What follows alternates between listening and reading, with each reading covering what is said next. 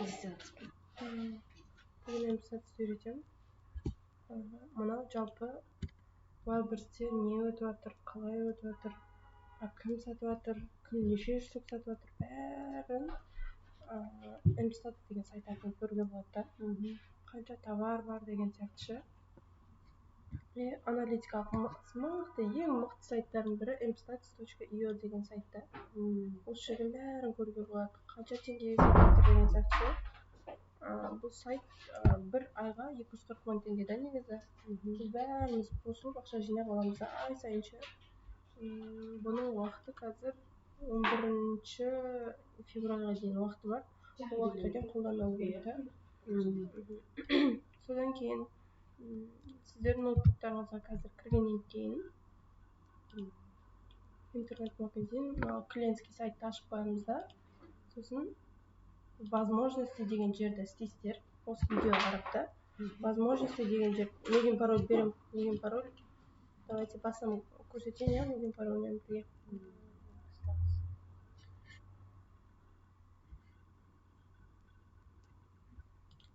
Давайте дейсіздер. Сіздерде emstats.io дегенде осылай ашылады бірінші. Содан кейін мына логин парольді берем сіздерге. Содан кейін давайте деп кіресіздер. Одан соң кіргеннен кейін осылай ашылады. Ашылғаннан кейін возможности деген жерге кіресіздер де логин пароль дегенді басасыздар. Логин пароль дегенде ашқанда осы бет ашылады. Осы бет ашылғаннан кейін төмен қарай түсеміз де 0160 деген бар да. Осы жерде здесь деген болады. Здесьті басамыз. Менің қазір істейін деп жатқаным клиентский сайт пен emstats деген сайтты байланыстыру да. Кім неше штук сатып жатыр соны көру үшін. Мына жерде сіздерде удалить деп тұр ғой. Сіздерде установить деген тұрады. Установить деген басасыздар да деп басасыздар болды. Ары қарай сіздерде былай тұрады. Осыны істеп болғаннан кейін, установить дегеннен кейін мына жаққа emstats сайтына қайтадан главный жазуды басасыздар да, кіресіздер осылай. Сол кезде сіздерге мынандай пайда болады. Установить дегеннен кейінше, осының үстін басасыздар да, emstats дегеннің мынандай закрепить етіп қойасыздар. Сол кезде мына жерге жасыл пайда болады. Сіздер ноутбуктарыңызда ше. Одан кейін каждый раз emstats деген сайтқа кірген сайын мына жерде аккаунт деген нәрсе бар. Содан аккаунт дегенді басасыздар. Содан кейін мына жерде API токен деген болады. Енді қазір мысалы бір товарды ашып қойыншы мен.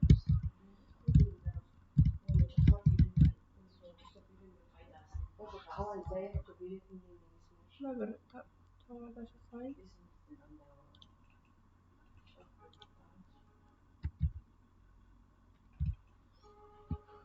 Мына товар, мына магазин неше штук сататын қазір көрсетпегенде. Пока что.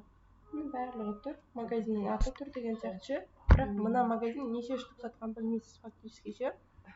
Енді мына аккаунтқа кіргеннен кейін API токен деген болады да. Осыны сменить деп басып аламыз да бірінші. Мына ключтер ауысады. Ауысқаннан кейін осыны делete етіп копировать етеміз де. Мына жердегі бағана жасыл бар ғой. Соның үстін басамыз. Басқаннан кейін мына жерде ключ API деп тұрады. Әкел деп тұр да, ключ API-да. Сосын вставить етеміз де, сохранить етеміз. Сол кезде ключ вводиден ключ сохранен деп шығу керек. Уже менің почтам шықты, істеп тұр деген сөз. Осыдан кейін ары қарай клиентский сайтқа кіреміз де, уже обновить етеміз. Енді мына клиентский сайтта кім неше штук сатып жатыр, барлығы көріне бастайды. Міне көрдіңіз ба? Бұл 30 күнге ғана анализ жасайды. Бүгін 28 ма? Өткен айдың 28 декабрьден бастап анализ жасап отырады всегда ше. Мына жерде айтқан продаж за 30 күнге дейді да. 30 күнде бұл 52 штук сатқан екен. Сосын бұның комиссиясы футболмен сатып отқанда 17%, футболиспен 16% дейді. Көрдіңіздер ғой? Сосын барып бір товарды бірнеше категорияға қойып тастауға болады дедім ғой кеше.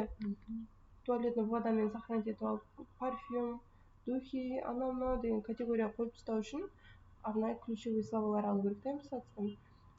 Бұл жерде мына сары кнопка арқылы қанша категориямен жұмыс жасап жатыр, сол создать еткен товарыңызшы, соны көруге болады.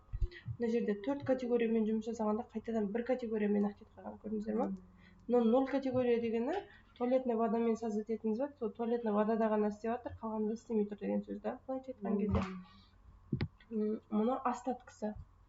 Қанша штук қалды? Міне 70 анау 70 қалды да, сосын қайтадан көтерді. Товарын деген сияқты ғой. И сосын, например, сіз мен ипімді тауып алдыңыз деп есептелік та. Сол кезде ол не сатып жатыр екен деп магазиннің атын басамыз. Ішемізде көреміз. Бұл как не сияқты ғой? Шпионский сияқты да. Кім не сатып жатқанын өзіңізге шпор ретінде көру үшін да. Мыналарды не сатып жатыр екен, например. Осында сатуға өзі болады. 85. Мына түрінен 94 үшін сатып жатыр. Арзан ғой. Китайда писал, оттан болды. 5500 ұқтым да. Потому что мынадан 2 штук, мынадан 123 сатып жатыр екен. Кәдімгі теңгемен көрсетіп тұрған. Мен потому что неге Қазақстан қойып қойған ғой. Россияны қойсаңыздар рубльмен көрсетеді деген сияқты. Сосын мына бір духиде хит болып кетті. Осы сатасың ба сен? Мен жоқ, сататқан жоқ. Мынау ма? Хит болып кетті, иә. Сайттың бәріне шығып жатыр. Болып кетті. Сосын мынадан 107 штук сатқан. Осылай бәрін көруге болады. Біреу не сатып жатқанын көргіңіз келсе, артынанша осылай көруге болады деген сөз. Уже кастрюльдер бұл мықты сатады да, сондықтан қайта создать етіп жатыр да, көрдіңіз ба? Мына карточкасы уже рабочий да бұның, мыналарышы. Одан кейін ол рабочий болғаннан кейін лайт жиналады деген сияқты, звездочкалар жиналады, одута жиналады, сөйтеді, заказ көп келе беретін болады да. На самом деле новыйдан создать етілген карточкаға заказ келу қиындау болады негізінде. Сөйтіп осын ана өткеннен кейін создать ете берген ғой, көрдіңіз ба? Мына жерде не рабочий да, уже қатты өтпеген. Ана уже рабочий, ода заказ көп болып жатыр деген сөз. Міне, бір товардың өзін неше реттен создать етіп тастаған өзі. Өткенін білгеннен кейін ше. Көрдіңіз ба? Жаңа магазиндегі товарлар ғой. Бір магазиннің товарын осылай аналитика жасау үшін эмстац керек болады да. Былайынша эмстац қоспасаңыз вообще не болмайды, көре алмайсыз деген сөз. Түсінікті ғой, иә бұл. Сол үшін әр раз эмстацқа кіргеннен кейін аккаунтты басып, сменить API токен деп, API токенді осы жерге алып келіп қойып отырасыздар, сөйтесіздер да зерттей бересіздер асылы. Бұл бір, иә. Енді эмстацта мынандай окнолар бар.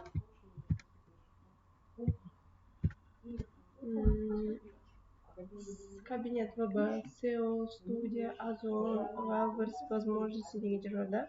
Возможности керек емес, бағана плагин орнату үшін ғана қолдандық ол жерден. Обученияларын көрсе болады эмстацтың. Одан кейін Wildberries деген жерге барамыз. Wildberries деген жерде V1 ниша деген жер бар.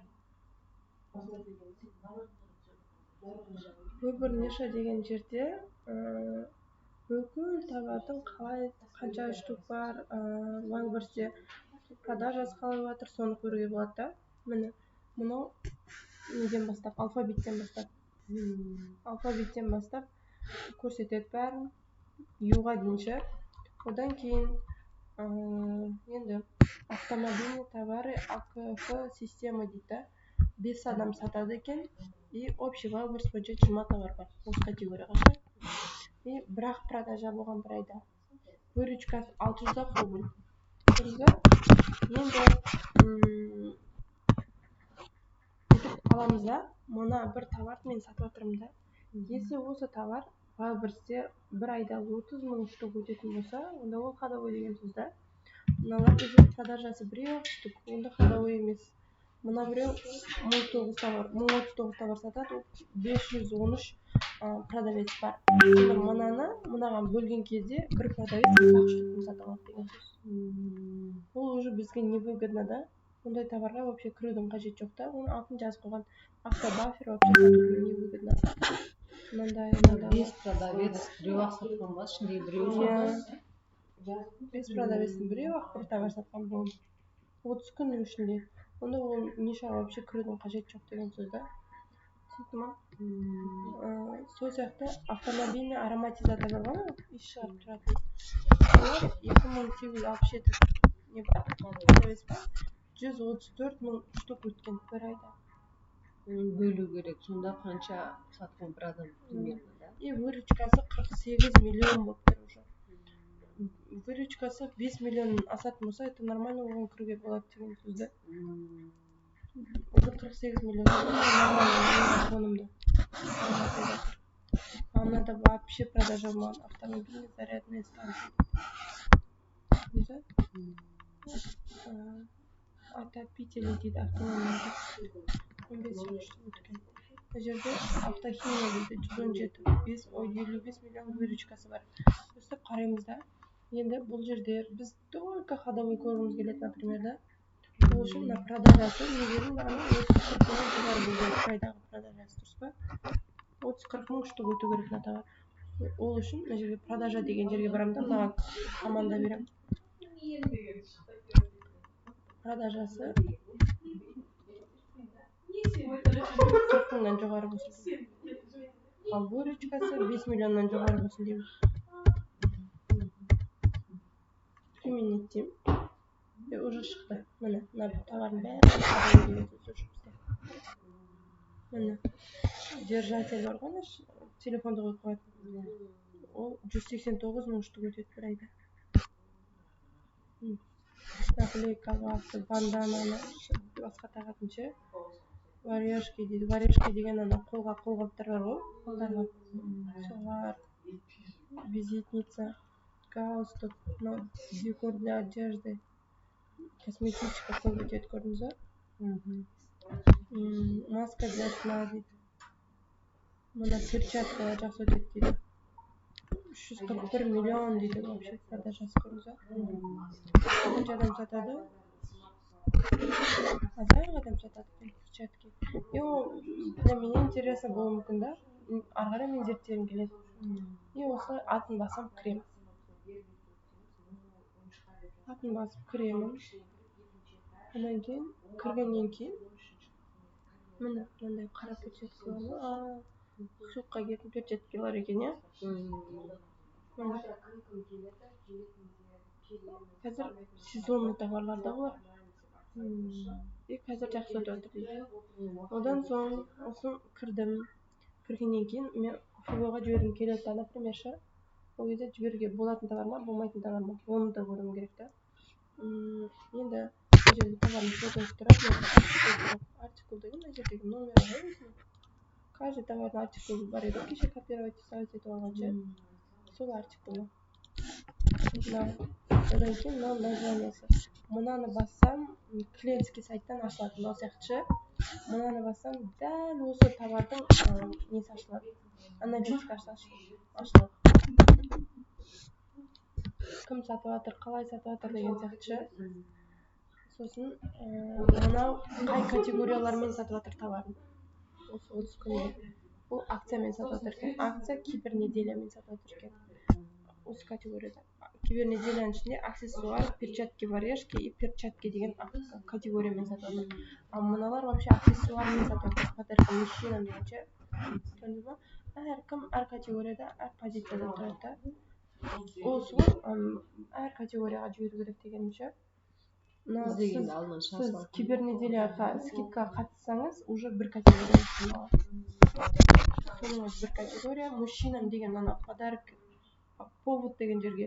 Мужчинам, женщинам, подруге, друге деп жазып қой кеше. Соның өзі бір категориялық тұру мүмкін. Подарки мужчинам. И аксессуар, перчатки деген сөздерді қосқан деген сөз. Сосын мына бірінші позиция. Мына категория бойынша мына товар бірінші позиция дегені іздеген кезде духи деген кезде бірінші орында кім шығады, например. Міне духи деген ключевой слова менше. Духи деймін да. Значит, мына бірінші промо товар деген жер реклама болып саналады да. Міне духи деген кезде мына бірінші позиция. Осыны айтады бірінші позиция деп. Бірінші орында деген сөз ғой, бірінші айтқан кезде. Міне мына товар мына категория боюнча биринчи орунда тур. Мына товар мына категория боюнча биринчи орунда тур. Мына товар мына категория боюнча биринчи орунда тур. Көрдүңүзбү? Алар уже 5-чи орунда тур. Мындан кийин позициясы түшүндүк, я? Продавцы деген нерсе бар. Ким сатып атыр? Мына жерде Wildberries о дегендер болот го. Улар уже деген сөз го. Wildberries'тин өзү сататын товарларга кирмеуге тырышуу керек көбүнчө. Ол кибир нишалар болады, кибир товарлар болады. Ол несейт да, бүкүл продажанын баарын өзү алып алат. Wildberries жазылып турат ол. Wildberries деп жазылып турат. О деген не дейли? О, мына. Общественное бирдеңке шеденке ол типа орустардын то сыяктысы го олардын. Улар мыкты болот да. Мына позициялар. Орустар экен, 92-нчи позициянын өзүндө канчага продажа жасап таганы. Бир перчатканын өзүндө, Мына 69 бир перчатка. Орустар сомдук иштеп атат. Сомдук. Сөйтүп, мына наличие товарлары, одан кийин цена СПП дегени скидка постоянно покупатель, да, например.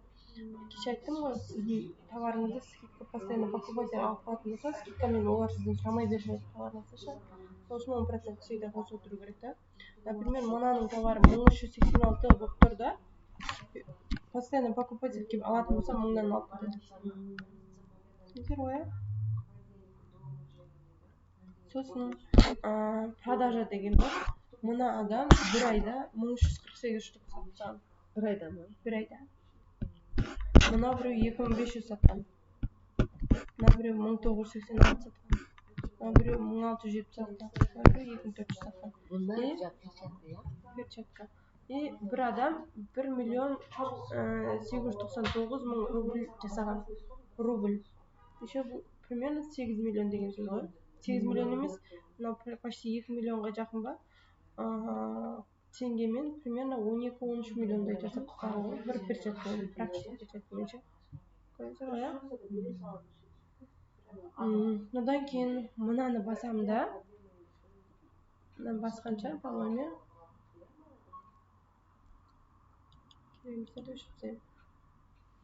и осы перчатканы ким сатып атыр? Ары карай мен зерттегим келет. Канча ценага сатып атыр, канча ыстык сатып атыр деген сөзчү. Футболну көрсөтүп туруп азыр бизге. Отзывдар менен ответтерге калай ол ответ кайтарып атыр. Ушул жерден көргүлө болот. Осындай осулардын сөздөрүн алууга болот. Ключевой словаларды косуп туруп Хорошо. С уважением, осындай көрүнөт.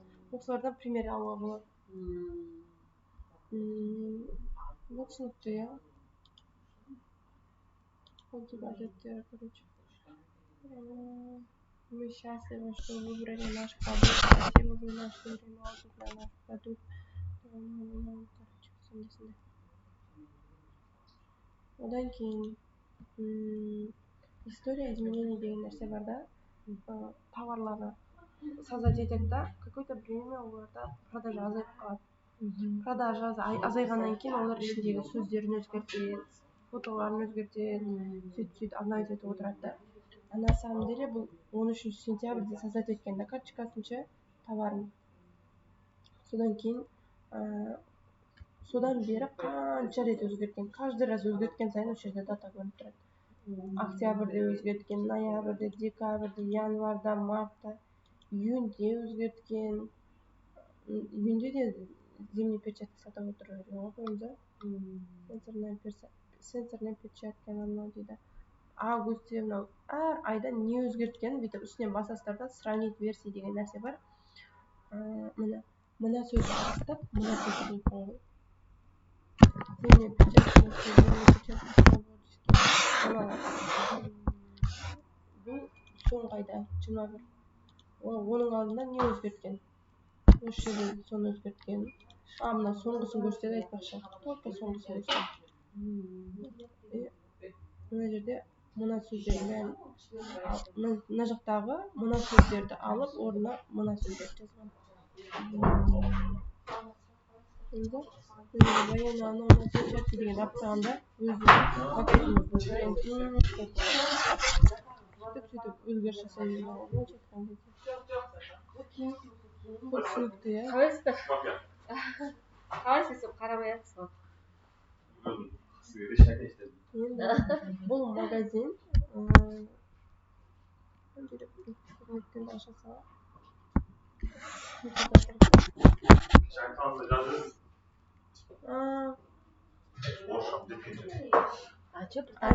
магазин бұл товарын 2 категорияда 4 категорияда дәл қазір 4 категорияда жұмыс жасап жатыр екен иә качество дейді кеше айттым мына сертификаттарды жазатын болсақ номерлерін осындай галочка береді деп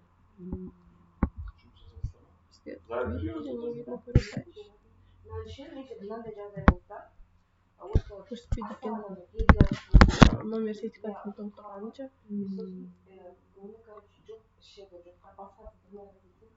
сертификат жоқ болғаны ең мықты өтіп жатқан товарына сертификат жасата салады оған түгелміз да бір сертификат жасату 20 000 теңге емес ол өзін ақтайды да бірақ одан кейін 60 күнге 3800 5 миллион жасаған выручка 60 күнге бір күнде 64 штук примерно средний өтіп жатыр 100% продажаның 77% өтіп жатыр оның 23% оның отказда бар деген сөз отказда бар да содан кейін возврат деген нәрсе бар да товарды алады 14 күннен кейін товарды алғаннан кейін повозадан алып кеткеннен кейін 14 күн ішінде әкеп беруге болады сол әкеп беретіндерден 3% болып тұрады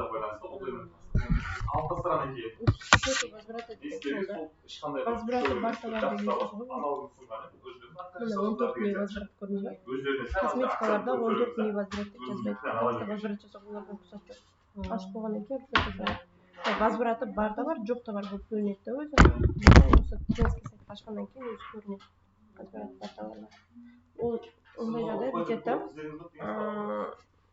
әдемілеп көрсетіп қойыпты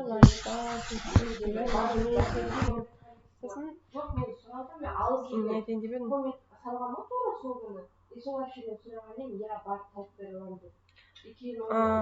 айтайын деп едім товарыңызды алып кетеді олшы сатып алады да и сізге ақшасын түсіреді сол алыпты да ше возврат жасайтын болса келесі түсетін ақшадан ұстап қалады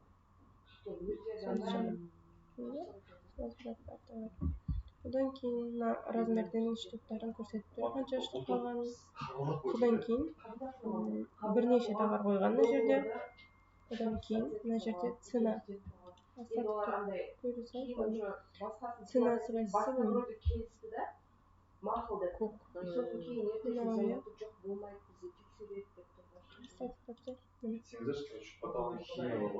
ценасы жоғары болған кезде бұл продажасы түсіп қалған қайтадан ценасын түсірген кезде продажа өсіп кеткен көрдіңіз ба сөйтіп ойнайды ценаны орыстар кәдімгі ойнатып отырады да біздің қазақтар бір цена қойып бір ценамен пыртиып тұрады ал бұлар ойнатады всегда именно продажа мына жерде ценаны азайтқан продажа аз болып тұр да қой деп қайтадан түсірген продажа сәл көбейген сөйткенде көбейгеннен кейін қайтадан көтеріп тастағанда бұл продажа азайып кеткен бір ценаны бір көтересіз ба қалыпқа келу сәл қиындау болады да сондықтан мына жерге көтеріп алғаннан кейін жаймен кейін көтеріледі көрдіңіз ба көтерілгеннен кейін тағы көтеріп қойған тағы түсіп кеткен сол кезде ше жаймен үйренген тағы көтерген өзі түсіп кеткен өзі жаймен түсірген қазір түсіріп қойып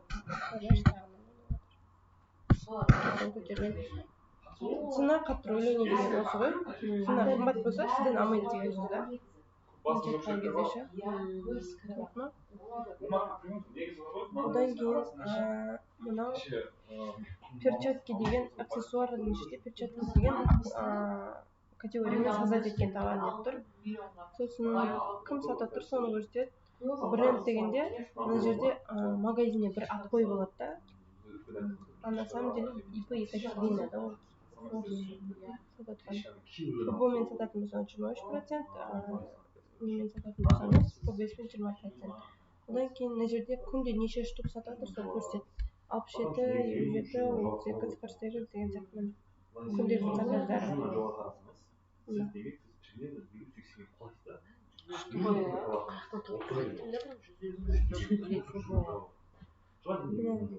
Тоқтатпай количествосын тауып беріп отырсаңыз товарыңыз тоқтап тұрады ғой. В общем, былайша айтқан кезде ше. Ойда бір тоқтап тұр бұл. Одан кейін общий 716 отзывы бар екен, рейтингісі 5 пункт. Одан кейін фотоларында ауыстырып отыратын кездері болады. Міне. Мына фотоны былай өзгерткен, мынандай қойған арасында, одан кейін оны алып тастап мынаны қойған деген сияқты ше. Мына сөзді алып тастап мынаны қойған деген сияқты. Сенсорный екенін көрсету үшін ше. Сөйтіп өзгертіп өткізген фотомда. Одан кейін похожие товары деген тұрады өзінде. Алло? Иә, айта беріңізші.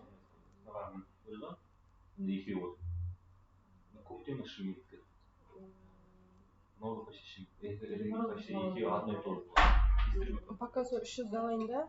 Алдырта беріңіз, бәрібір аламыз ғой. Кейінгі партиямен жібере салып қалғанын.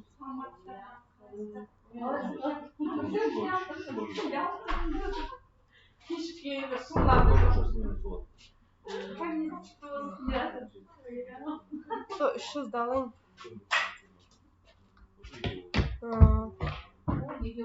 Хорошо? Одан бөлек алдыртып қоя беріңіз, бәрібір менің студенттерім де сатады ғой, по-любому. Мен де сатамын оның товарларын бітсе. Жарайды, мақұл. Айтасыз ғой өзіңіз WhatsApp-тан.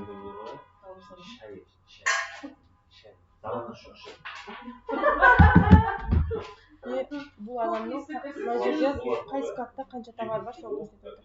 Коллединоға бар 566 товар бар. Екеу, біреу деген тұр олар откаста бар. Колледино мен сатып отырған чеккен кезде бұл ше. Дәл қазір коллединода 566 товар бар. Соны көріп отырған болса. Одан кейін продажасы мына жақта болса қазір мына жақта остатка қалмағанда только мына жерде болған и продажасы кетіп тұр былайша айтқан кезде ше. Осы жақтан бір айда 3600 сатқан, хозяйнан продажа деп тұр да міне. Хозяйнан 713 сатқан, мына жақтан 294, ID дегені ол подвеспен сатқан. Подвеспен Санкт-Петербургтан, Краснодардан барлық жаққа қойып тастаған деген сөз. Сосын и 4 категорияда жұмыс жасап жатырдым ба бағана? Мына 1, 2, 3, 4, 5 категорияда жұмыс жасап жатырдым дәл қазір. Олар істемейді. Бұрын осы категорияларға қатысқанда бұл дәл қазір бірақ істеп тұрған жоқ бұл категорияда. Дәл қазір мына категория бойынша бірінші позицияда тұр. Мына категория бойынша бірінші позицияда тұр. Мына категория бойынша жұмыс жасамай жатқан жігітті. Бірақ бәрінде печатки емес. Дұрыс, 4 категория ғой міне. Я бірақ тыңдап мына сөздер қосқан ғой. Кибернетелер. Печатки, варежка деген сөздерді қосқан деген сияқты. Осы мына категорияға қосылу үшін біз ана толтырып айтқанда мына июльға жазамыз ба? Жоқ, назначение деген жерге жазамыз. Назначение деген жерге жазамыз. 4 категорияда істеп жатыр көрсетіп отыр бағана, дұрыс па? Мына жерде ше. Сол мына 4 категориясы. Біреу, екеу, үшеу, төртеу. Одан соң ключевые слова болады деп айттым ғой. Әр товардың ключевые словасы болады. Мысалы, перчатки, мужские, зимние деп іздейтін адам. Іздеген кезде бұл бірінші шығады. Перчатки, горнолыжные, женский деп іздеген кезде бұл бірінші шығады. Бірінші болып тұрады деген сөз. Топтың тобына шығып алу ғой, в общем. Бірінші болып тұрады. Бұл жерде бірінші болып тұрады екен. Міне бюджетке зейнет тактический деген кезде бірінші болып тұрады. Осы сөзбен іздеген кезде осы товар табылса ол тоққа шыға береді деген сөз. Бәрінде бірінші болып тұр ғой. Мына жерде екінші болып тұрған екен, біріншіге шығыпты уже. Іздеген сайын осы шыға береді да, ол кіріп көре береді да, кейін трафик жинала береді, сонымен бірінші позицияда тұрады. Қаншама ключевой слова істеп тұр уже. Мына жерлерде хотя ол 8-5 болған екен, уже біріншіге кетіп қалды. Персат соның өзіне шығып тұр. Горнолыжный деген шығып тұрған ғой.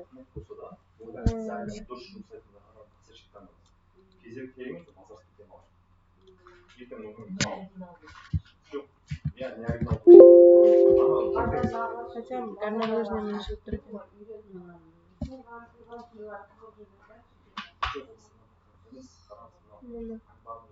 Горнолыжный перчатки.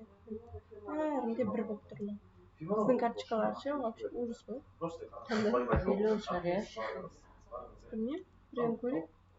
Өзіңіздің енді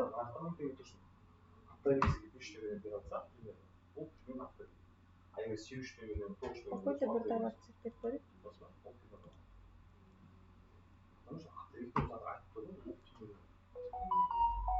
Одан кейін андай нәрсе.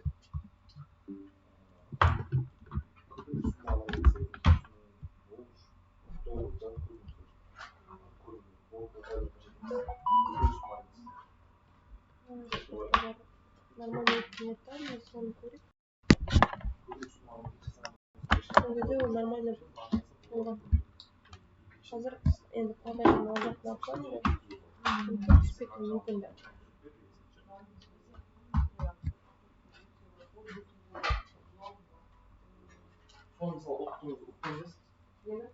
Мынандай артикул номенклатура деп тұрады да. Аламызда. Енді сіз өзіңіз зерттегіңіз келген жағдайда эмсантқа барасыз. Түсіндік вообще. Файлдерс деген жерге барасыздар да. PSQ деген бар. Артикул арқылы іздеймін деген сөз ғой.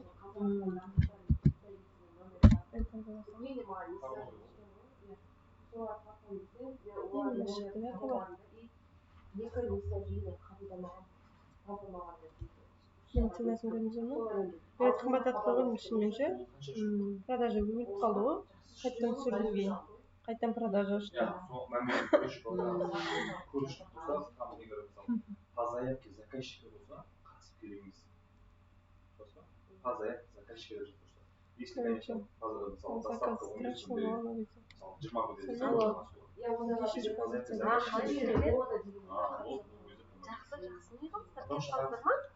Продажа коллегинадан сатылады. Бүгіннен бастап түннің 12 айда гарантия, то есть срок болды. Позицияны тұрған. Мына категория бойынша 4-450 орнатып көрдіңіз ба?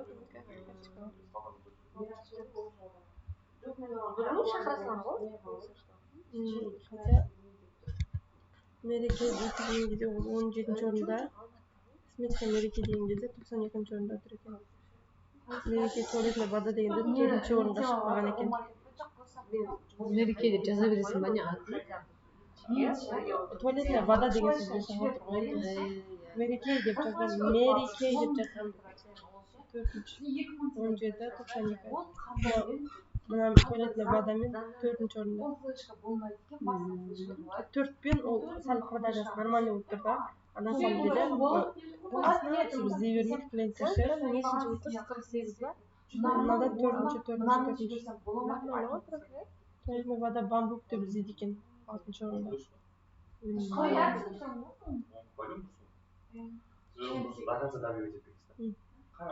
Мұнамен қазір істемейді деген сөз ғой. Лотос дүкемен вообще жұмыс істемейді деген. Жұмыс істейді дегені, осы сөзді іздейді, сол кезде мен товарыма кіреді деген сөз. Мыналар істеп тұр деген сөз. 92-ші орында тұр. Одан кейін 77-ге шықты. Например, бүгін кеше 77-ші орынға шыққан деген сөз. Тоққа ол орын деген болмайды ма? Орын.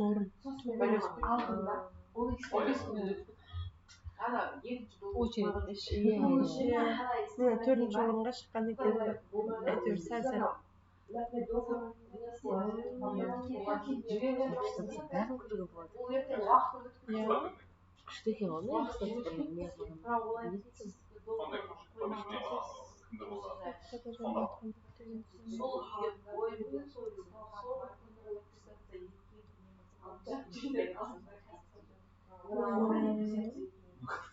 Енді үйретемін. Бұл бірнеше түсіндіге ходовой товарды көріп алу. Продажаға 50 мыңнан жоғары, 40 мыңнан жоғары деп қоямыз. Выручкасын 5 миллионнан жоғары дейміз. Соның ішіне кіреміз де ары қарай зерттейміз. Одан кейін категория деген нәрсе бар. Категориямен де көрсеңіздер болады. Ол үшін көбінесе товарларға жасап отырған. Ол қайсысына кіретінін категория. Любой категория болсын, бұл жерде мысалы мен красота сатамын көбінесе. Красотаның ішінде біреулер аксессуар сатады. Аксессуардың ішінде қайсысы мықты өтіп жатыр, соны көру үшін вообще красота категориясы бойынша мықты өтіп жатқанды көру үшін біріншісін басады. Немесе аксессуардың ішіне кіреді. Аксессуардың ішіне мықты сатып жатқанды көру үшін біріншісін басады.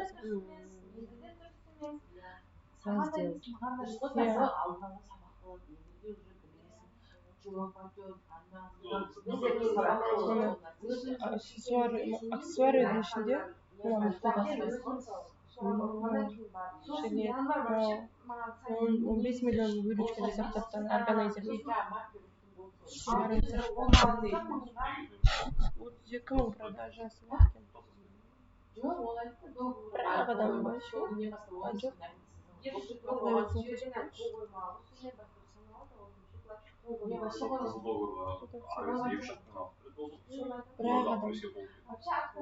Bir adam bir ayda 32 мың штук сатады. Ужас. Органайзер ма? Мұны қалбыш деген. Өздерінің өзі сатады бар болса. Қалбыш болсынан да бар.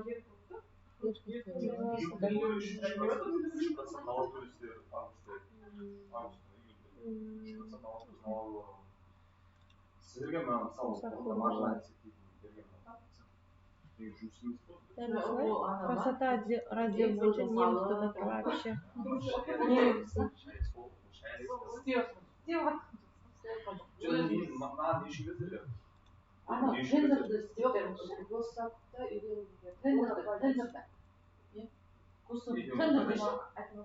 Екеуі бір ғой? Тендермен қоссақ.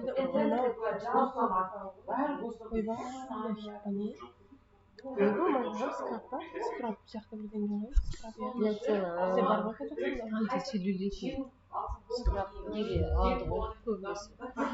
Массаж жасайсың. Ана 33 миллион. Бір айда бір адам 72 мың сатқан. Бұлар баня сауналарда істейді қазір массажистар. Страшно алады. Міне.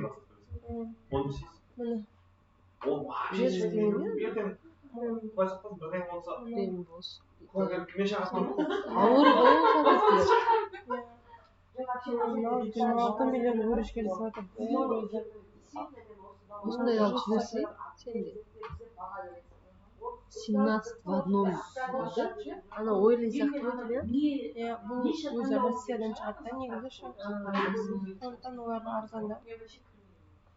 Поэтому выручкасы да көп, иә? Мындайлар. 58 мың штук жатыр бар адамның.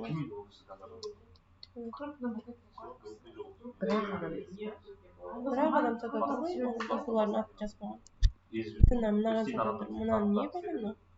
Или для маникюра, педикюра дейді. Кептіреді ғой видео. 40 мың рубльге сатады. 40 мың дегенім 250 мың почти. 404 мың сатады. 15 миллион выручка жасап жатыр. Осы көруге болады. Қайнаған сатады тұрған. Жетеді ғой қазір аптекада. Жоқ, фирмада жоқ. Сен мен осы қойдым. Осы екі уже мен жібермей қойсам ма? Короче, сіздер не айтқан Не бұлағыңыз жібереді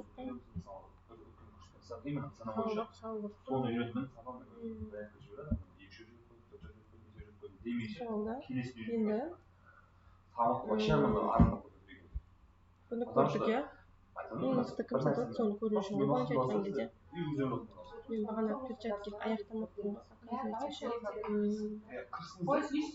үйреніңіздер категорияны түсіндік иә категория под категория кете береді ғой кім мықты сатып жатыр соны көру үшін қолданып жүресің тез мен қайтадан мен стажерде жүріп 2 күн жүрдім ғой специально қорқалап отырмын ғой вообще майдың ұрсатын сияқты миым кіріп жатыр да бірақ қалай істеймін деген нәрсе миым в шоке болып тұр да практикаға келгеннен кейін уже істемей жатып көріп қойсаңшы істеп қойсаңшы сосын сіз екіншіге ғой енді мен айтып жатырмын ғой сол үшін мә бүгін ауыр болмай ма екен кешегіні қорытамыз ба деп ойлағанмын ғой енді мысалы перчатки деген неге не үйрететінімді ұмытып қалдым перчатки деген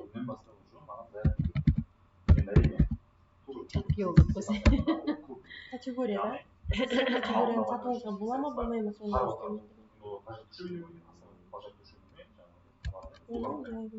көріпті ғой ол жазады да бағана есептеп басқа айтып тұрады бағана есептеп маған заявка беріп тұрады товар снижение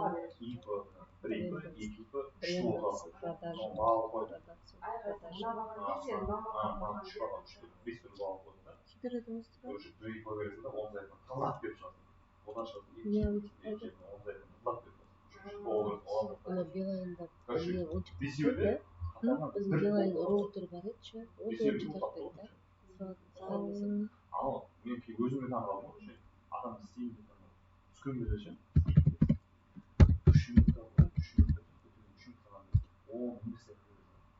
еще кіріп шығасыз ибадан жаңа мп статус дегенде тұрмыз ғой иә енді мына жерде мен бағана айттым ғой кірдік иә мына жерге кіргеннен кейін ең мықты сатып жатқанымдарды бірінші шығарып береді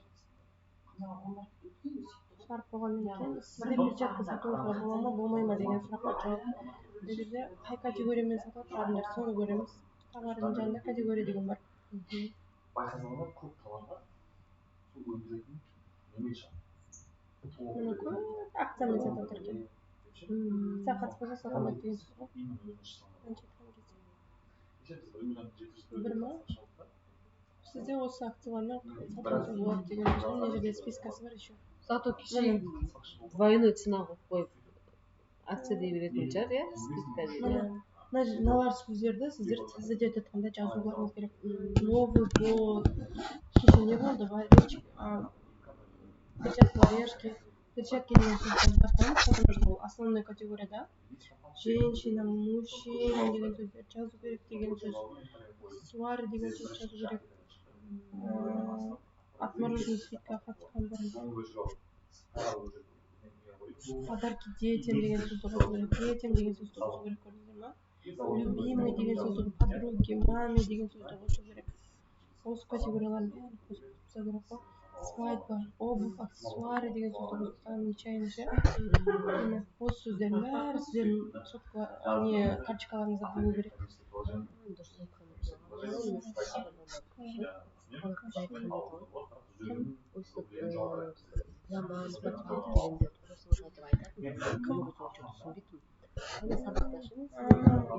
міне перчаткасына бар дейсіз гольф дарт метание ножей осындай сөздер жүр в общем зеленый в Москве оның өзі бір категория болып саналады екен көп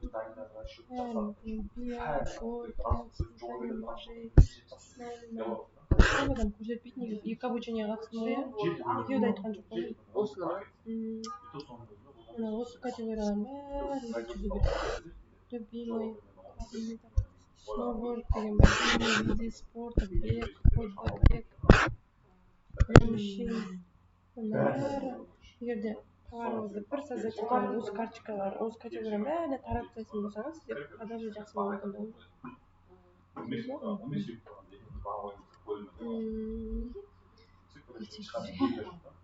Одан кейін бренді деген нәрсе бар. Бренді деген нәрседе қай брендтер мықты да тұр соны көрсетеді. Мықты продавецтердің брендін тап болуы жеткен кездеше. Одан кейін продавцы деген нәрсе бар. Брендік категория деген нәрсеге қарамаймыз. Продавцыда қараймыз. Осы нишамен кіруге бола ма, болмай ма? Сол үшін мына жерде қараңыз, если бір адам продажаға мынандай процесінде кіруге қажет жоқ. Бұл жерде бұл остальные майда-шүйда сататындар. Мынау ең көп тұрда, например, осы иногда болады, мынаның орнында болады. Остальные осынша қоқтатып продажаны бір адам қарап. Ол жерде біз ойынша кіреміз, мына мықты продавец ешкімді кіргізбейді. Менің товарым ғана мықты деді, оны көйтпей қалады да, всегда. Сондықтан бұндай нишаға кірудің қажеті жоқ. Мынаған кіруге болады уже. Видно, мына остальные бәрі майда-шүйда продавецтер. Ең мықты дегеннің өзі 10% қарап тұр. Бұл жерде ең мықты деген адам 30%. Бұның 10% уже нормально деген сөз. Бұл нишамен кіре берсем болады. Одан кейін екінші қарайтыныңыз тренд деген нәрсе. Бұл сезонный товарда. Продажасы болады, спад жазда, продажасы болады, продажасы болады деген сөз. Мына жерде средний чек деген жабылып тұрады. Продажа, выручка, товар дегенді ашып қоямыз да, қалған бәрін жауып қоямыз. Содан кейін көреміз. Товарлар етіліп жатыр да, бірақ продажа болмайтын жағдайлар бар. Бұл сезонный товар болған екен, бұл графигі мынандай болып тұр да.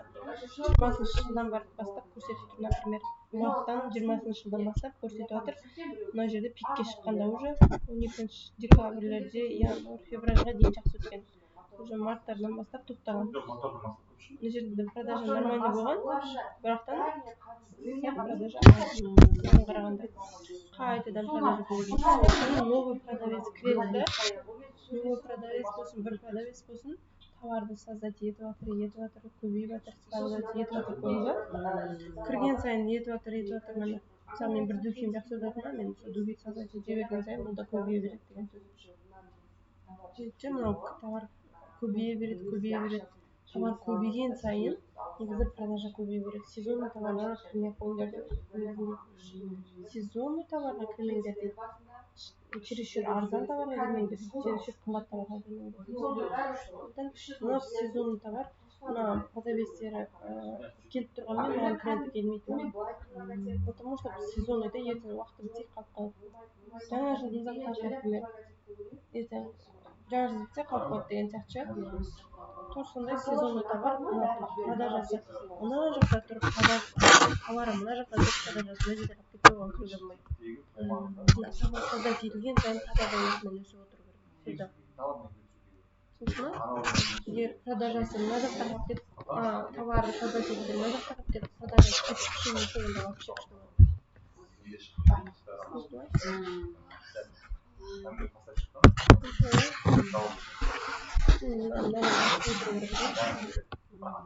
аспаса да бірдей беріп тұру керек. Мына жарты бегінде қалып кеткен да, уже сезонный болып қалады. Сезонный болғанның өзінде, сезонный болмаса да, например, продажасы жарты бегінде қалып кеткен жоқ. Товармен бірге өсіп отыру керек. Бұл нишаға кірудің қажеті жоқ. Мысалы, ценовая сегментация деген нәрсе бар. Көбінесе қай ценаға шығып жатыр товарлар. Сол товарды алып шығарады да, директор сөзі болады, соны тастап беру үшін. Өзінің ішіндегі отыр үшін. Бізде өрімізден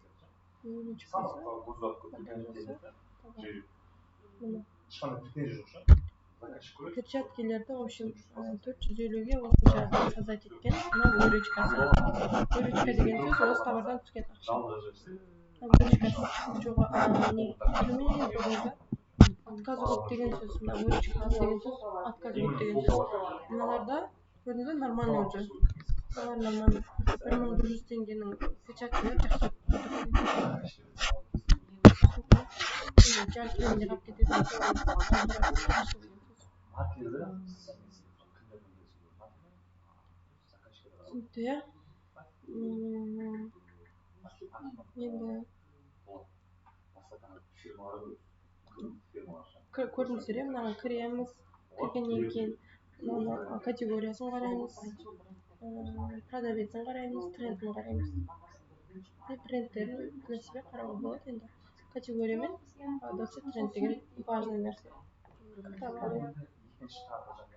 продавцы тренд деген нәрсе основной осы үшеуіне категориядан қай категорияға салуға болады сол үшін продавцыдан кіруге бола ма болмай ма сол үшін кірдім дегеннің өзіне трендке қарайсыз трендте егер де мына бастапқы үшеуін ашып аласыздар да қалғандарын жауып тастаңыздар көресіздер мына жерде қалып кетті ма уже керек емес деген сөз да ол ше басқа біреуіне кіріп көрейік та ходовой деген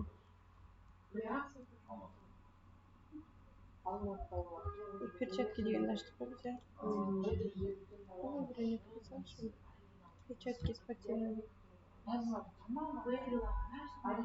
перчатка қалай айтып жатыр трендті қараймыз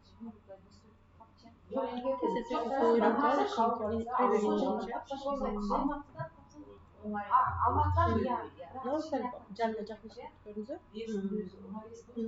мына товардан да продажасы көп жоғары вообще зор деген сөз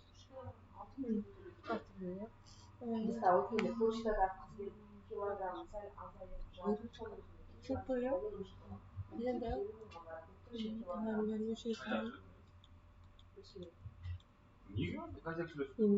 енді валберде бірнешені түсіндік категорияны түсіндік поиск на площадке жандос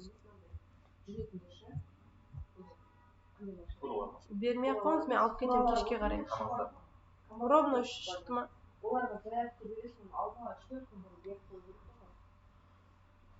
былай не қылсаңыз дегенде сізге айттым ғой суммасын WhatsApp-тан жазып жіберіңіз мен төлей беремін алып жинап қойсаңызшы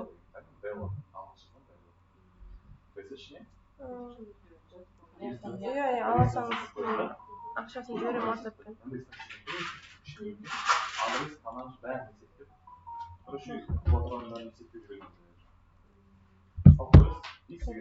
не сатасыз мына жерде поиск на площадке деген жерде ше біз туалетная вода сатып тұрмыз соны көрейік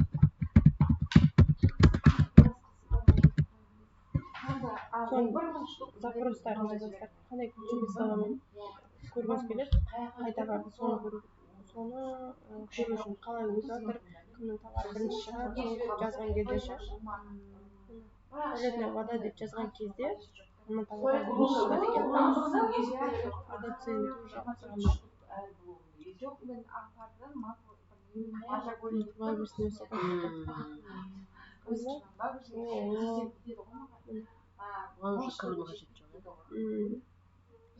бірақтан да бар ғой осы именно туфиларға келгенде бәріміз сатып жатырмыз мынаны біз де сатып жатырмыз туалетная вода деген кезде осы товарлар бірінші шығады соны ключевой словамен қаншалықты товарыңыз жұмыс жасап одан соң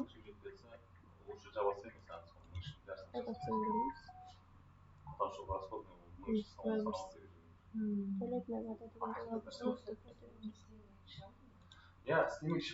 ключевой слованы көру үшін продавцы дейді продавцыда мысалы мен ипінің атын басқаша атап қойғанда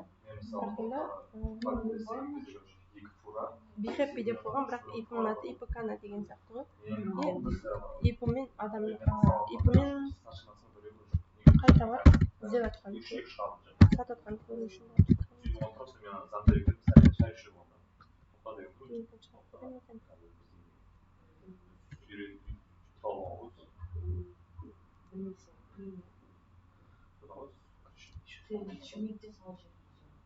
болып кетеді осы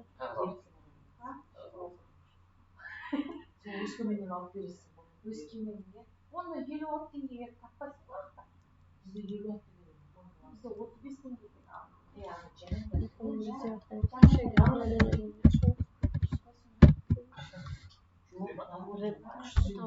Happy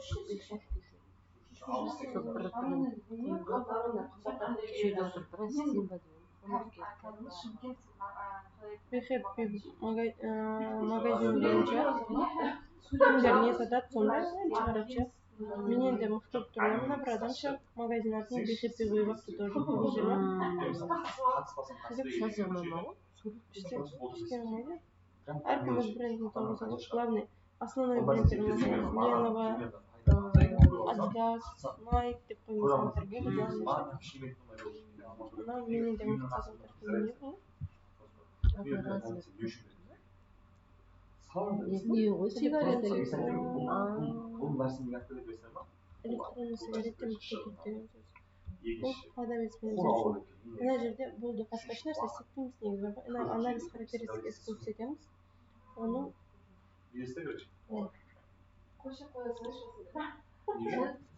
сіздің товарыңызды бір адам сатып жатыр дейік. Например, не товар сатасыздар?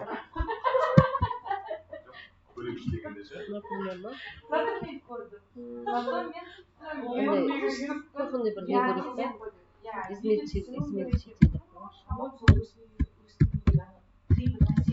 сізде сатасыз сіздің товарыңызды бірінші тауып аласыздар. Мынау сияқты сізде сатқыңыз келеді. И кіріп көресіз. Именно сіздің товарыңызды кім қаншалықты категорияда сатып жатыр, соны көріп аласыз. Мына 4 категорияда сатып жатыр. А басқа біреу может быть 2 категорияда, 6 категорияда сатуы мүмкін.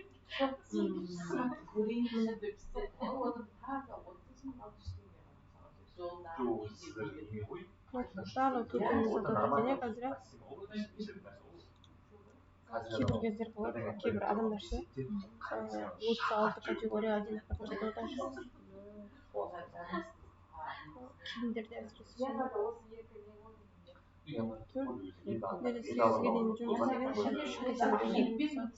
Ладно, например, мынау 8 категория, 9 категорияда сатып жатыр деп есептелік та. Ол кезде сіз де сол категориямен сатқыңыз келеді. Мен жаңағы категория деген жерде подарок мүшелерін көрсеттім ғой. Сол көрсетпей арнайы сөздерді жазған кезде ол автоматик кетіп қалатындай сөздер болады ғой. Артиклді аламыз да. Мен бір ретте менде жинап жібермей қояйыншы деп отырған едім.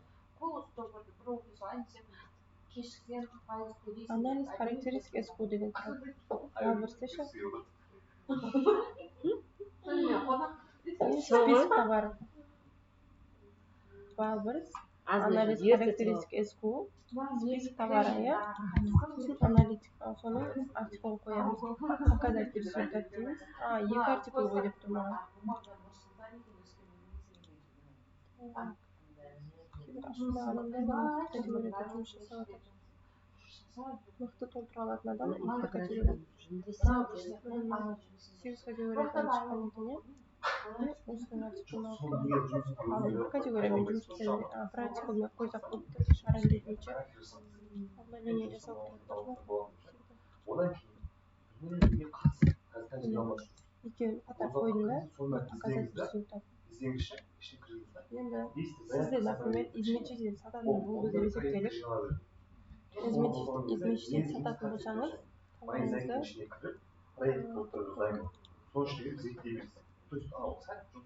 бұларға қарамасақ не болады екен?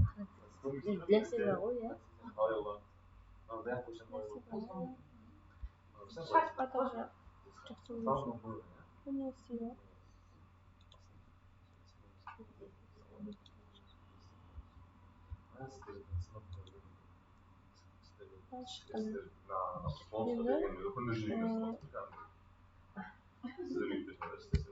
Измерчители электрический деген категорияға салуларыңыз керек. Одан кейін үш категорияда жұмыс жасап жатыр дейді товар қазір. Екеуіне қосқан кезде ше.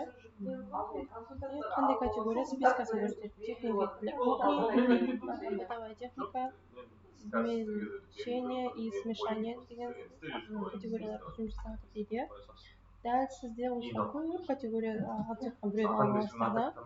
Сосын сізде осы категория қатысуыңыз үшін ключевой сава дейді. Арнайы ключевой сава береді. Комплектация деген жер бар ғой, кеше отырғанша. Сол жерге осы сөздерді жазсаңыз, сізде сол категория кетесіз дейді. Жоқ, қараңыздар да адамдар электрический деген сөз. Сосын название бар ғой, наименование деп жазып қой. Наименованияға осы сөздерді жазсаңыздар, сіздер де сол категорияға кетесіздер. Өз подсказкамда описание. Сіздер описанияны, например, любой товардың описаниясын Wordқа салып аламыз, мындай Wordқа ше. Мындай. Сөйтіп, и мына сөздерді саған апарып қоямыз, и құрастырамыз. Құрастырған кезде осы сөздерді қоятын болсақ, бізде сол категорияға кетеміз. Сосын ары қарай назначение подарка қосып жазған. Мне бабушка на день рождения деп ше. Қылып жазу керек, мен айтқан сияқты кешегідей ше. Назначение деген жерлерге жазып қойыңыз. Мына длина высота дегенде товардікі қандай, соны жазасыздар. Ше бір өткен көрсеңіз. Басқа назначение жоқ. Главное, осы жерлерге жазу керек деген сөз. Название, комплектация, описание и назначение деген жерге қараймыз. Дәл осылай категорияны құрған болады. Бұл бір сосын бітті. Сосын Озон ол басқа не ол?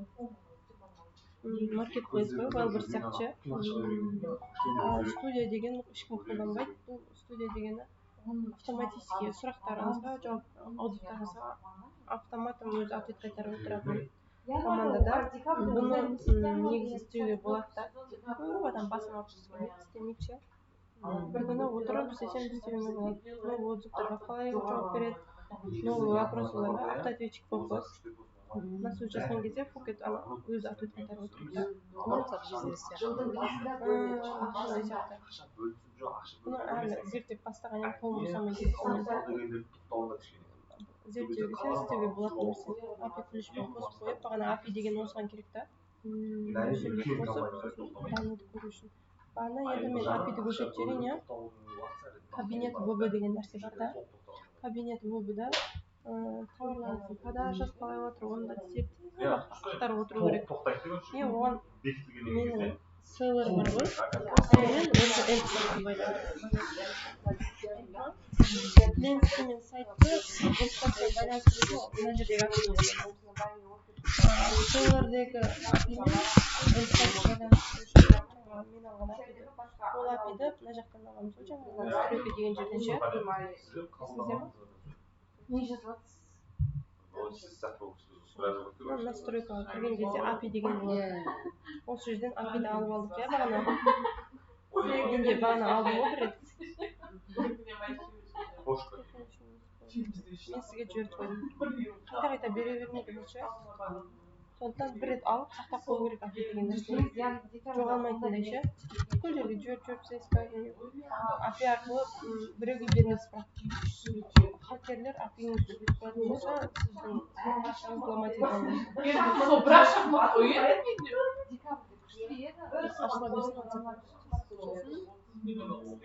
SEO деген нәрсе бар. Подключение басқаннан кейін отчеттарыңызды МСАТ-тан көре аласыз. Производство, география заказов дейді. Расклад басқадың товарларыңыз қандай, продажаңыз қалай отыр ше.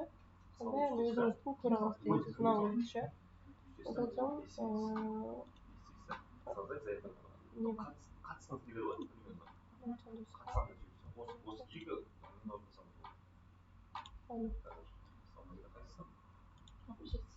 SEO деген нәрсе бар. SEO деген ең керек нәрсе. SEO мен толтырылған ба, SEO-сын жасап берейін деп айтып отыр карточканың ше. Ключевой словармен таныстырып беремін деген сөз бар былайша айтқан кезде. Карточкаларыңызды ше. Кеше папалам толтыра салдық қой. А на самом деле мына жерде барлығын айтады. Енді заказать SEO десе, мен қалай жасап беретінімді тұрған. Расширение запросов деген нәрсе бар. Мен айттым, мына телефонда адамдар қалай іздейді, соны сайттың өзі береді деп, мына сайт береді. Мысалы, телефон деп жазады. Студия, ой, студия деп қойған. SEO и расширение запросов тұрғысынан бірінші. По товарным позициям и по словам деген нәрсе бар да. По словам дегенде просто так телефон деп жазамыз. Или болмаса парфюм деп жаза саласыз просто так. Парфюмді адамдар қалай іздейді екен. Сонда телефон деймін. адамдар телефонда қай ключевые слова арқылы іздеп жатыр екен.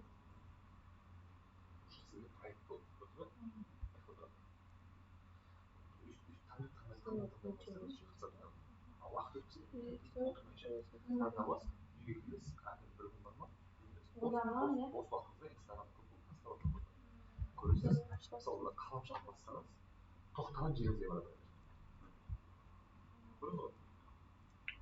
Ол таймерға жалғастырып кетеді. 1 миллион адам телефонда іздейді екен.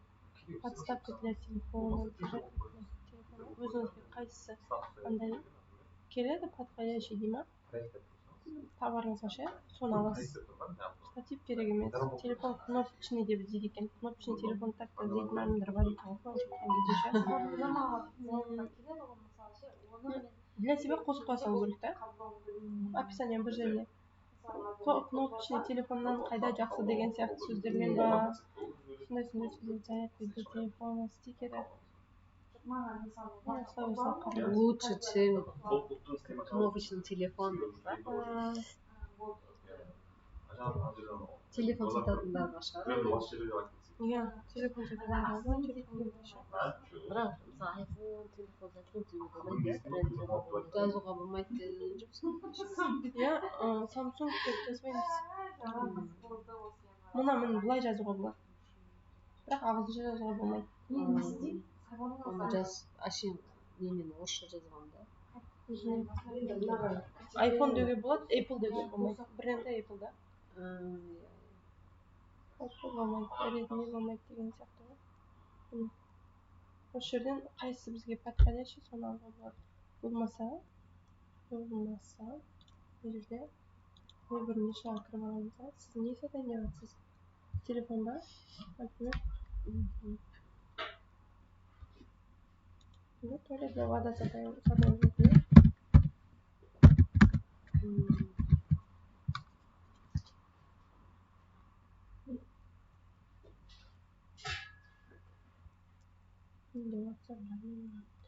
Ключевые слова алу үшін мынаны басамыз үстінен. Туалетная вода деген үстінен ше. По словамды көрсеттім бағана, көрдіңіздер ғой, по словам телефонға осындай адамыз. Расширение запросты қайттан кіріп аламыз. По товарным позициямен көрсетемін. По товарным позициям дегенде, туалетная воданы басқан кезде ең мықты кім сатады, соны көрсетеді. Сосын сіз мықты сататындарының спискін шығарып береді, дұрыс па? Шығарып бергеннен кейін SQL бар ғой, артикулы. Сол артикулдан бәрін алып аламын. Копировать ету.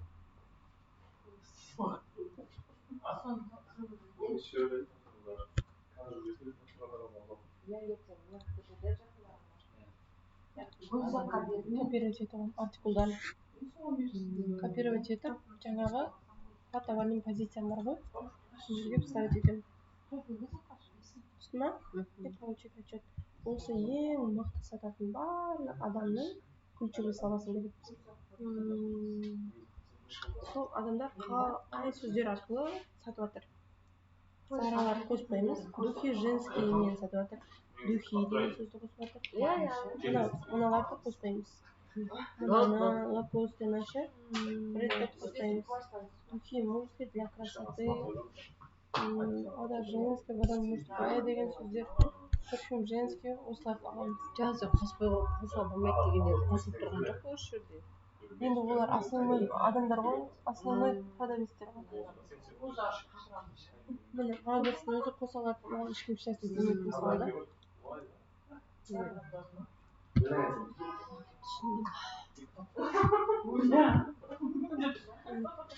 Олар ана үшінші міне Эйвонның фирмасының өзі тұрған көрдіңіз бе? Брендті пайдаланып сататын адамдар Эйвонның фирмасымен келіседі. Сенің брендіңді пайдаланамын, бірақ саған долясын беріп отырамын деген сияқты. Сөйтсе, солай келісіп сататқандар да бар. Брендті қойып сататын болсаңыздар, негізі продажа вообще жақсы болады да. Но это опасно да уже. Логистика алып сайтта. Жайттан кезде ше.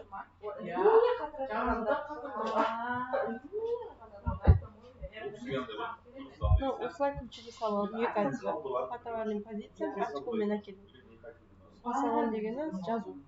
алгоритмда деп жаза салу деген сияқты. адамдар айтқаннан қабыл Енді Үйге барған кезде кішкенше отырып SEO и подбор запросов деген үйретемін енді. медитация имитация бәрін ұмытып отырып шай ішіп Подбор запросовқа кіреміз да. Туалетный вагонда қандай ключевой словарный адамдар сатып жатыр. Куда-то соны көру үшін немесе парфюм дизайне просто так парфюм деймін да. Мына парфюмерный деген сөзбен уағызды іздемейді екен да негізінше. Бірақтан да іздемесе де сол сөзбен 106 миллион выручка жасай алады. Адамдар жазбайды деген сөзді бұны көп адам білмейді негізі.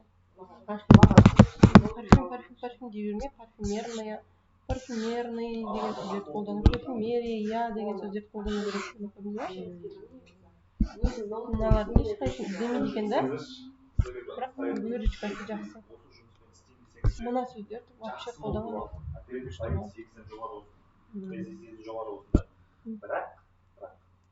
Парфюмерия духи парфюмерия разницасын көрдіңіз бе? Қате жазылған сөздермен не жасайды ғой. Парфюм женский. үйретіп Ау парфюм дейді. Парфюм для өзіне қайша парфюмерия для дома дегенмен 36 ретте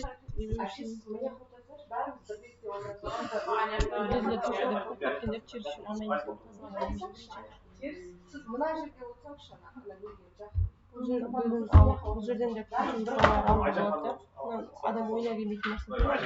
Парфюмерия деп іздемейді да көп адам ше. Соны жазғанда да бірақ продажа вот дегенге кірем характеристика көру үшін және де кіреміз. Ары қарай кіріп зерттемек өзімше. Парфюмерный деген сөзбен 138 продавец қолданған. 158 товарда бар. 147 брендте бар дейді. Мышка бар ма сізде? Максимум 19 миллионға, 19 мың рубльге қойған сондай сөздер бар.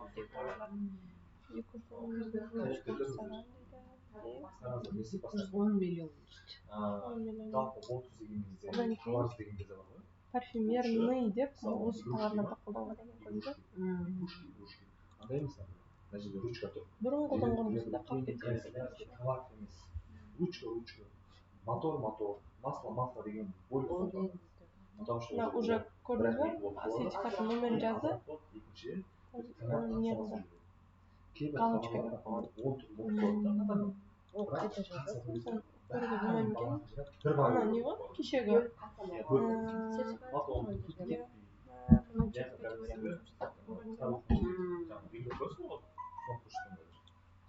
Бұл бір жеріне парфюмерия деген сөз қолданған негізі.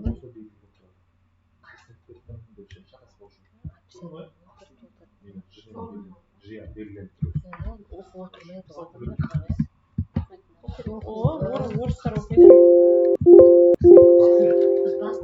Дизайн нормально сияқты. Атына қарап уже біле береміз ғой дейсіз ғой. Мен дарасан шылап тұрып кетті. Отыр оқымай. Осы карточкада бар екен вообще. Негізі мына парфюмерный ғой. Иісі бар әдемі. Неше түрлі эффект болса. басына кірмесе былайынан Осы карточкаларда бар екен көрдіңіздер ме? Мониторинг позиции деген нәрсе. Подбор запрос түсіндік, иә? Расширение ключевых слова үшін подбор запрос тоже ключевые слова. Біреулер осы аккаунтпен кіріп отырған болса войти деп шаржировать етті. Қайтадан войти деп кіріп отыру керек. Одан кейін мониторинг позиции. Бұл февральский, да? Февральда заявка ашылмаған. Мониторинг позиция дегені сіздің карточкаңызды осы жерге енгізіп қойасыз, бір күннен кейін осылай данный шығады. түседі да карточкаңыздағы қай ключевой сала нешінші позицияда ойнап жатыр соны көрсетеді. Мысалы мына біреу осы аккаунтты қолданып отқан мынандай ключевой словасы бар екен да 11-ші позицияға ойнаған қазір 3-ші позицияға шығып отыр. Бұда нормально продажа болып жатыр деген сөз ғой. Мына ключевой слова бойынша вообще кішкентай орында жүр. Астынан түсіп кеткен деген сөз. Астынан түсу, көтерілу деген сөз. Мен айтамын ғой, магазин түсіп кетті, товар түсіп кетті деп ше. Осы түсіп кету деген сөз 900-ге, 1000-ға түсіп кетеді да. Оған трафик жиналады. Ол үшін ана артикулдарды алып группаларға жіберіп тастау керек. Кіріңдер деп ше. Сол кезде трафик жиналады, ол қайтадан көтеріледі. Көтерілген сайын продажа болады деген сияқты.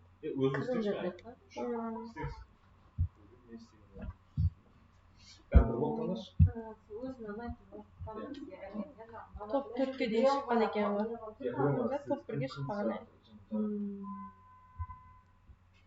Бұрын шыққан нерде қызыл болып тұрса, бұрын шыққан деген сөз ғой.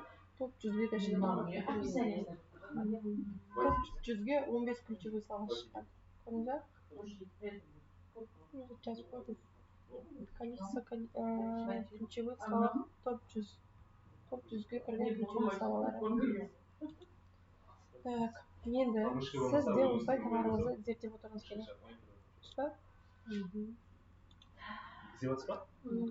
Издеваться жалпы. Білмеймін, өзім танитын. Жоқ, танитын болса былай істесеңші. Өзің танитын анау адамның аттары болса ше. Контактіні С, П, Шафа деп жазсаңшы танитын болсаңыз. Сіздерде осы товарды зерттегілеріңіз келсе копировать етіп аласыздар да. Өздері тапылған ғой. Міне. Өзім сияқты деген. Мониторинг позиция SEO-дағы, одан кейін добавить SQ. И мына жерге артикулды қоямыз. Деп мендегі бар ключевой слованы шығарып вообще қолданған екен ғой. Қызығатын білетін нәрсеңіз болса, Жоқ сақтайды ғой. Или бұрынғыларын шығарып.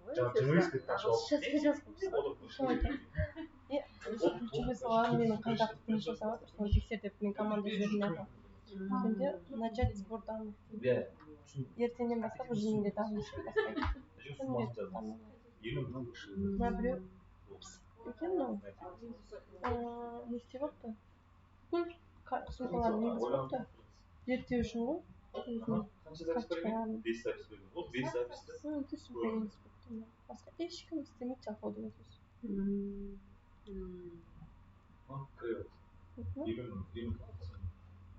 Мен бұдан мереке бұрын қолданғанмын, бірақ аз қолданғанмын. Лоты басасыз. Просто көресіз қараңыз. Лотыда қандай болып тұрады? Жоқ, бұның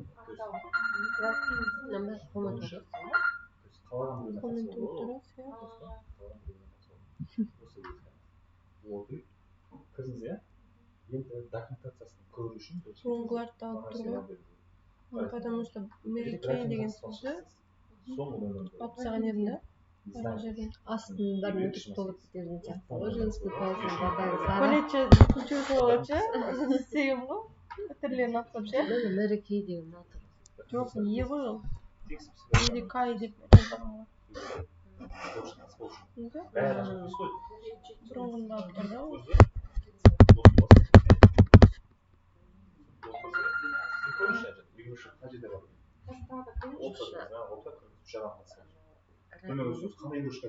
Ошам бізден өзің жақсы. Сыныптыға я бұлай.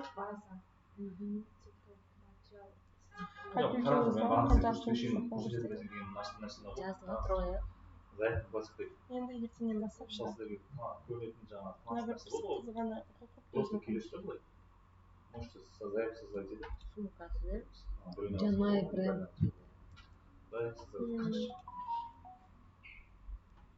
Любой адам зерттеп берген болады, не сатып тұрғанын ше.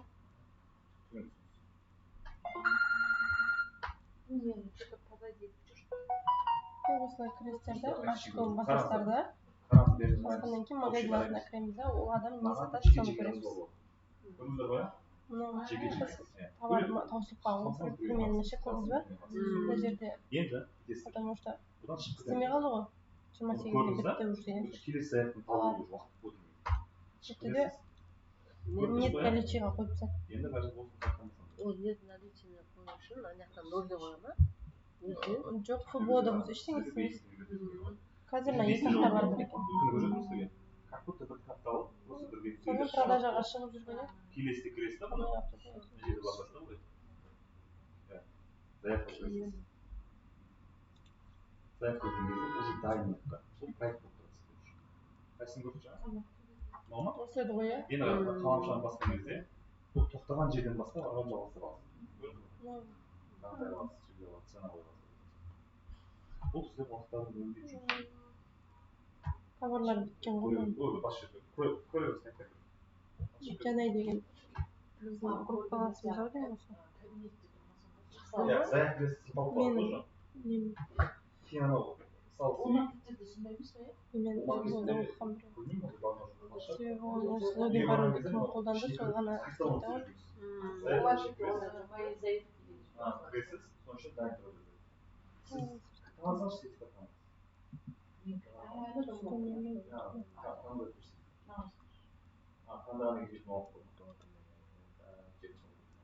қаласаңыз басқа қыздың күнәсі сумка сатты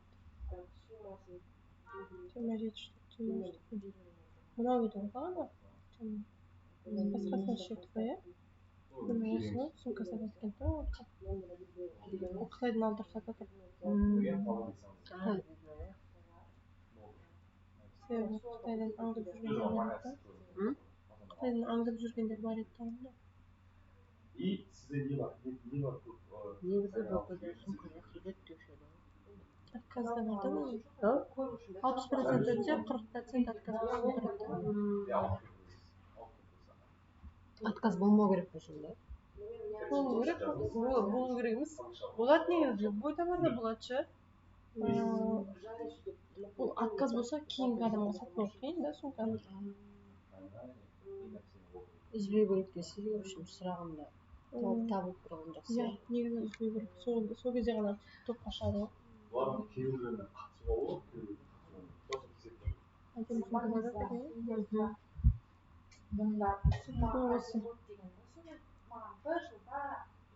қанша өткендер көрінетін бе еді мұны мен продажаға қарап отырмын ғой содан 82 штук саттым 27 штук саттым сонда алдырту керек болды ғой срочно неше 21 деген мұнша қатты көп емес негізі бір сумканы бір түрінен алдырту керек та соны топқа шығару керек соны ұстатпау керек та ботаға айту керек та россияға прямой жол вообще сол жақтан балдар алып өткенде шубам нашар ішіндегісі бракованный болып шықты біреу күйеудің біреуі ма ұрыспағанбыз енді сөйтсем жөндетуге барыңыз швеяның ақшасын төлеп берейін дейді мен қайтарып ал деп ұрысқан ғой мен қайтарып ала алмаймын деп отыр да біздің кінәміз жоқ китайға возврат жоқ қой көрмей неғылса қиын қатты бірақ па ішіне емес андай клей жазып ішіне серый арзандары артынан алып сатайын деген едіңіз ба жоқ негізі оны бір таныстарымыз ақша беріп заказ берген тұғын сол біреу сондай болып шықты серый вообще әдемі қаншаға таза емес 40 мың 50 мың ладно әңгіме кетіп қойсын енді мынаған жазылып қалды ғой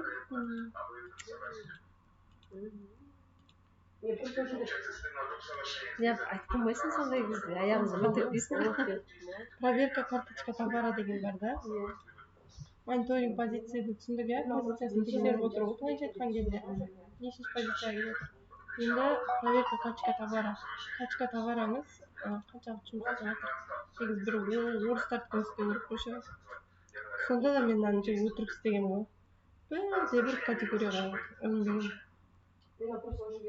бір карточканы толтыру үшін маған бір күн кетеді ше кәдімгідей негізінде қағазсын толтыратын болсаңыз и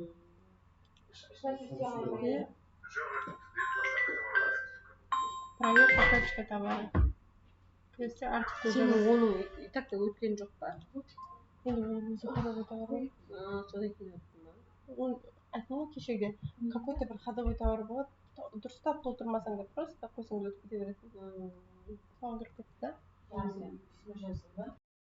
мына жерде нені тексеру үшін что керек емес ше бұл барлығы қарамай ақ қойыңыздаршы сол керек емес деді ашпай ақ қойыңызшы иә етегімді ашып кеттім сравнение групп дейді сравнение групп деген ең мықты екі адамды салыстыру ғой просто жолда керек керек емес емес болды бізге салуды сатуды сол бірінші неде категория Я письмо жазып алу керек